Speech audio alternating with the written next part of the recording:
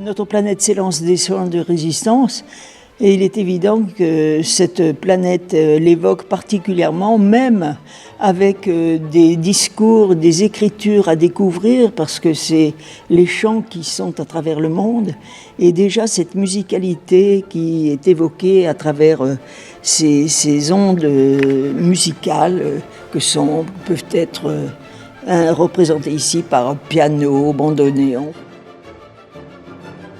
Donc c'est une série de gravures, ça doit être la 15e puisque j'en ai fait 26. Toutes ces recueils de gravures sont à la Bibliothèque nationale de Paris, au cabinet des estampes.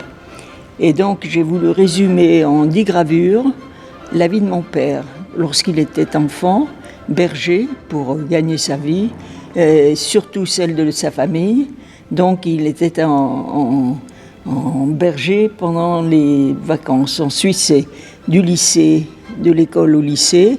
C'est la médecine, c'est honorer la médecine à travers le monde. Là, il aimait peindre et dessiner, donc c'est la joie de peindre et dessiner.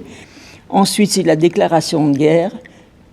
Torturé et résistant et assassiné, et la joie, le bonheur de continuer et de transmettre ce que nous ont laissé tous ces héros. Ensuite, c'est une acrylique sur papier, et j'ai pensé à une icône, j'ai pensé à un vitrail, justement cette dernière vision de mon père, où il n'avait presque plus de visage, ayant été éclaté par les balles. Donc voilà, c'est aussi une possibilité de recueillement. Mais évidemment, c'était incontournable en venant dans cette capitale de la résistance, finalement, ce beau pays de France qui est la Haute-Savoie, et Annecy tout particulièrement.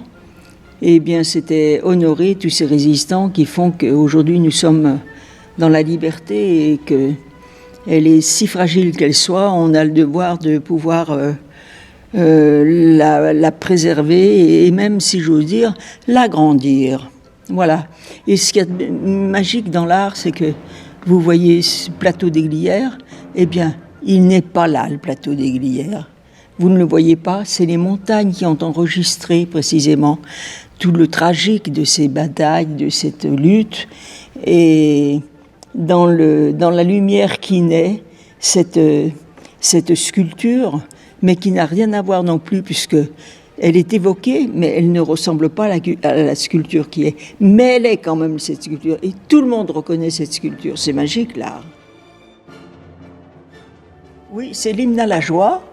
L'hymne à joie, qui est déjà une interprétation de l'œuvre originale que j'ai faite et qui fait partie maintenant du patrimoine culturel lyonnais, il fait partie des collections de la ville. Et c'est une œuvre qui m'a demandé 1070 heures de travail, parce que effectivement, ça paraît très simple et c'est ce que je voulais, n'est-ce pas? C'est ce cœur qui s'ouvre sur la liberté. Cette ode à la joie qui est le poème de Schiller. Et je trouve que cette alliance, précisément, en même temps, c'est une sobriété dans cette évocation, mais qui ramasse toute la complexité du monde, me semble-t-il, à travers les mouvements, à travers la force, à travers les nuances, à travers les bleus infinis, et cette gerbe de couleurs, de feu, de joie, qui illumine le monde pour que les humains fraternisent.